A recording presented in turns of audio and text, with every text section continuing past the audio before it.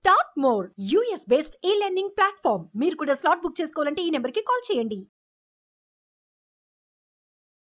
Suman TV ప్రేక్షకులకు నా నమస్కారం. నా పేరు అశోక్ దేవనాంప్రియ. ఈరోజు ఈ వీడియోలో మనం మొమెంటమ్ మళ్ళీ బేస్ క్యాండిల్స్ అనే ఒక ప్రైస్ యాక్షన్ కాన్సెప్ట్స్ని నేర్చుకుందాం.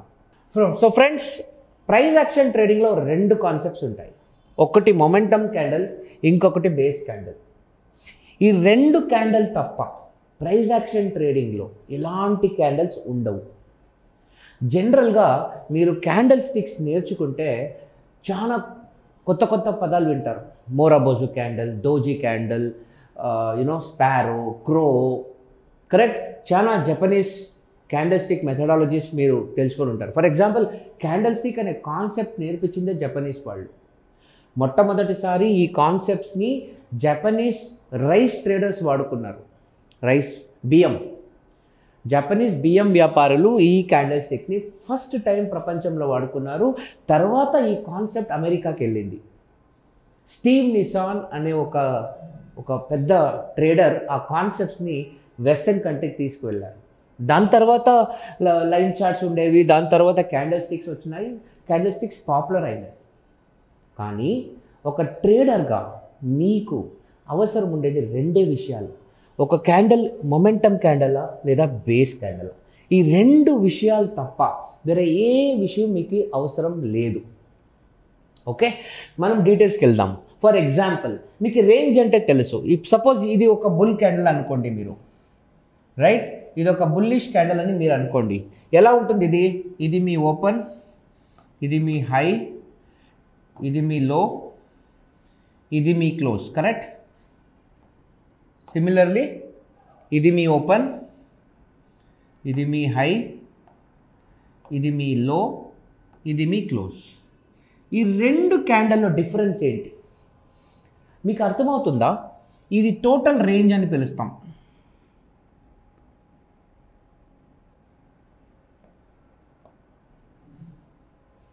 The whole length of the candle is called as range, correct?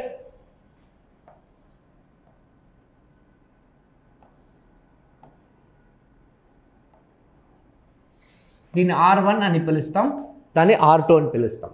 All right. Now ఈ బాడీ చూడండి. ఇప్పుడు ఈ మొమెంటమ్ క్యాండిల్ అనే కాన్సెప్ట్లో బాడీ టోటల్ రేంజ్కి మినిమం 50% పైన ఉంటుంది. For example, let suppose this is your body. Okay, body length ఏంటి? బాడీ యొక్క లెంత్ ఏంటి? బి.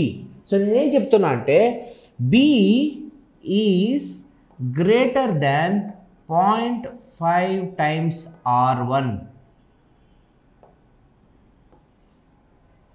కరెక్టా?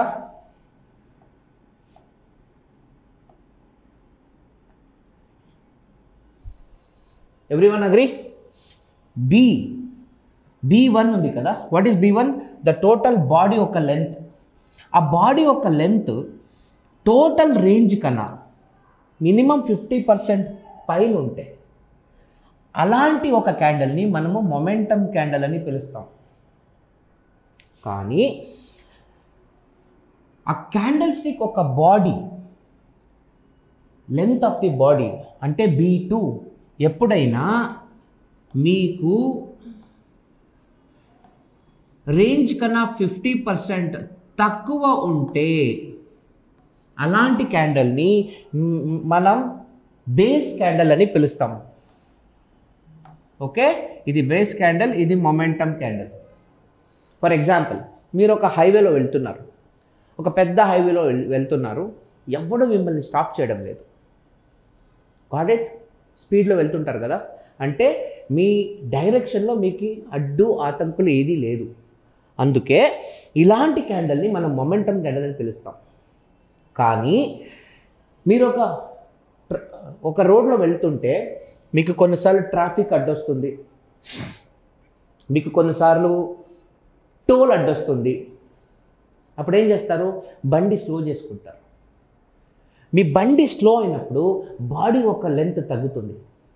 మీకు స్పీడ్ లేదు అక్కడ, మొమెంటం లేదు అక్కడ. ఇక్కడ ఇట్ ఈస్ డైరెక్షన్. ఒక బుల్ క్యాండల్లో ఏం జరుగుతుంది చెప్పండి? బుల్ క్యాండల్లో బుల్స్ ఎప్పుడు కంట్రోల్లో ఉంటారు, అంటే బయ్యర్స్ ఎక్కువ ఉంటారు. ఒక బేర్ క్యాండల్లో సెల్లర్స్ ఎక్కువ ఉంటారు, అబ్సల్యూట్ కంట్రోల్లో ఉంటారు. కానీ ఇలాంటి క్యాండల్లో అది బుల్సా బేర్సా అనే క్లారిటీ ఉండదు. ఇది ఒక డ్రా మ్యాచ్ లాంటిది.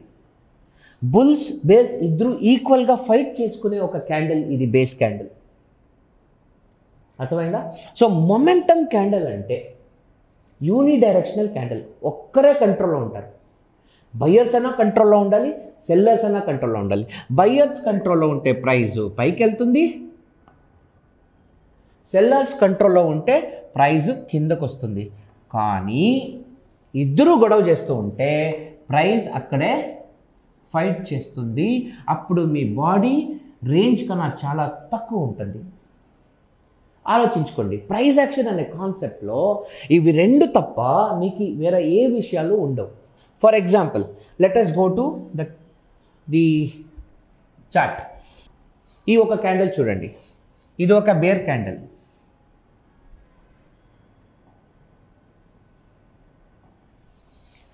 ఇది ఒక మొమెంటమ్ బేర్ క్యాండిల్, కరెక్ట్?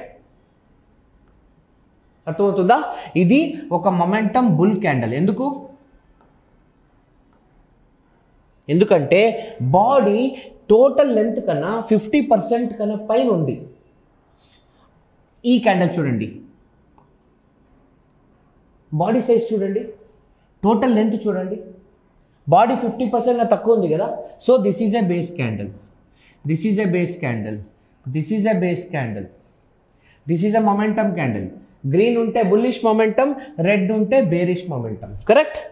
ఇక్కడ చూడండి, bullish momentum, bearish momentum, base candle, base candle, base candle,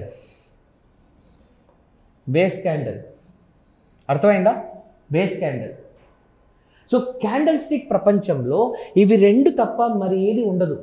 మీరు అది క్యాండిల్ పేరు ఏంటి, దాని పర్పస్ ఏంటి, అది అవసరం లేదు. ప్రైమరీలీ మీరు ఏం ఆలోచించాలంటే ఎవరు కంట్రోల్లో ఉండారు. ఇప్పుడు ఈ క్యాండిల్లో ఎవరు కంట్రోల్లో ఉండారు? బుల్స్ కంట్రోల్లో ఉండారు, పీరియడ్. ఈ క్యాండిల్లో ఎవరు కంట్రోల్లో ఉండారు? బేర్స్ కంట్రోల్లో ఉండారు, పీరియడ్. ఈ క్యాండిల్లో ఎవరు కంట్రోల్లో ఉండారు? ఎవరు కంట్రోల్లో లేరు. It's a draw match. ఇద్దరు ఈక్వల్గా ఫైట్ చేస్తున్నారు, అందుకే బేస్ క్యాండిల్ అయింది. కానీ మ్యాథమెటికల్గా ఎలా డిఫైన్ చేయడం? ఆ బాడీ ఒక లెంత్ టోటల్ రేంజ్ 50% అన్న తక్కువ ఉంటే it is 100% base candle. Clear? So candle stick అనే ప్రపంచంలో ఈ ప్రైస్ యాక్షన్ ట్రేడింగ్ అనే ఒక బ్రాడర్ థాట్ ప్రాసెస్లో మొమెంటమ్ బేస్ క్యాండిల్ తప్ప వేరేది ఉండదు. This is the foundation, this is the ABCD of price action trading. తర్వాత మీకు parts of speech, figures of speech అన్నీ కొత్త పెద్ద విషయాలు వస్తాయి. కానీ ఇప్పటికీ for now I think you have understood the fundamental principles of momentum and base candle. Future వీడియోస్లో మరికొన్ని కొత్త కాన్సెప్ట్తో మీ ముందుకు వస్తాను. అంతవరకు సెలవు. Thank you very much.